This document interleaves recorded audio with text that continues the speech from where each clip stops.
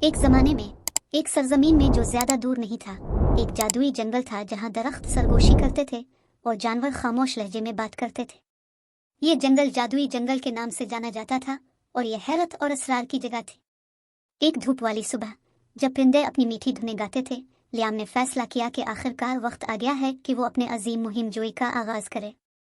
उसने अपने मजबूत जूते पहने, स्नैक्स से भरा एक बैग पकड़ा और जादू के जंगल की तरफ रवाना हुआ। जिस लम्हे इसने इसकी हुदूद में कदम रखा, इसे एक झुंझलाहट का एहसास हुआ, जैसे इसके इर्द गिर्द की हुआ जादू से जिंदा हो। जैसे ही वो जंगल की गहराई में दाखिल हुआ, दरख्त उसके सामने से अलग होते दिखाई दे रहे थे और इसे अपनी दुनिया में मजीद दावत दे रहे थे।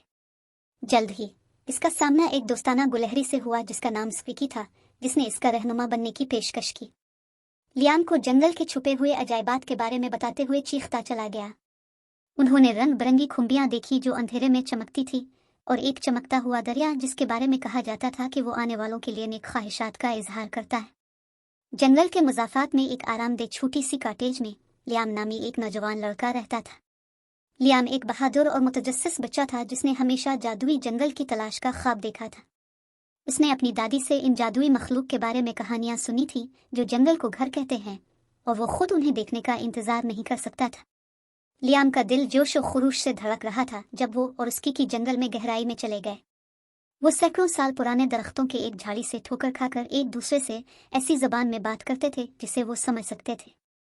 लियाम कदीम दरख्तों को देखकर हैरान हुआ और फितरत के लिए एहतराम का गहरा एहसास महसूस किया। जैसे जैसे दिन ढल रहा था, लियाम और उसकी की जंगल के ज्यादा बाशिंदों से मिले। उनका सामना एक शरारती स्प्राइट से हुआ जो उन पर मजाक खेलता था, और एक अक्लमंद बूढ़ा अलू जो जंगल की तारीख की कहानियां सुनाता था।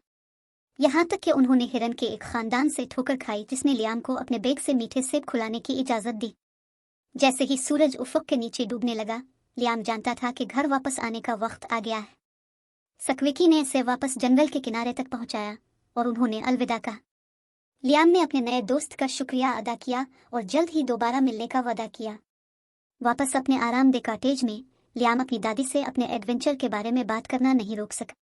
वो मुस्कुराया और सुनता रहा जब उसने जादू के जंगल की कहानियां सुनाई, ये जानकर के उसके पोते ने वाकई जादुई चीज का तजुर्बा किया है।